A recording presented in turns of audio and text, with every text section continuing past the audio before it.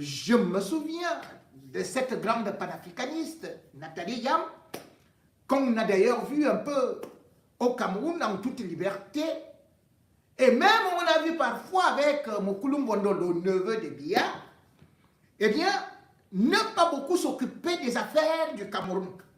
Le Cameroun, peut-être pour elle, paraissait comme le pays où il ne fallait pas mettre la gueule. Peut-être la Côte d'Ivoire était beaucoup plus sale, même s'il y a des TR, même s'il y a des bus, même s'il y a des autoroutes.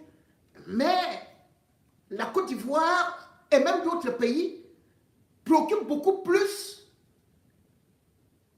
certaines élites féminines camerounaises. Nathalie Yam est donc une intellectuelle et surtout celle-là qu'on a découvert à travers Scotty, de telle sorte qu'elle porte le sobriquet de la dame de Scotty. Elle est beaucoup impliquée, bien évidemment, dans les mouvements de l'AES où elle soutient le panafricanisme à sa façon. Mais, malheureusement, à l'étranger, on nous accuse toujours que, mais attendez, vous vous occupez des autres pays, mais jamais du Cameroun. Nathalie Yam nous avait d'ailleurs présenté, et là, j'ai rebondi, quand elle avait dit que Paul Biya était un panafricaniste et qu'il l'avait refusé, il avait viré la France pour aller vers la Russie. Seigneur, Paul Biya, panafricaniste, un homme qui a dit qu'il était le meilleur élève de la France, qui n'a rien changé des accords militaires entre le Cameroun et la France, qui ont été signés par Amadou Ahidjo dès 1959 et ont été renouvelés en 1974. C'était donc une sortie comme si c'était commandé par le régime Biya. Dire que Paul Biya est panafricaniste, qu'il est courageux de se débarrasser de la France, alors que lui-même nous a dit qu'il venait rendre compte à Macron par rapport au sommet, enfin, au grand dialogue.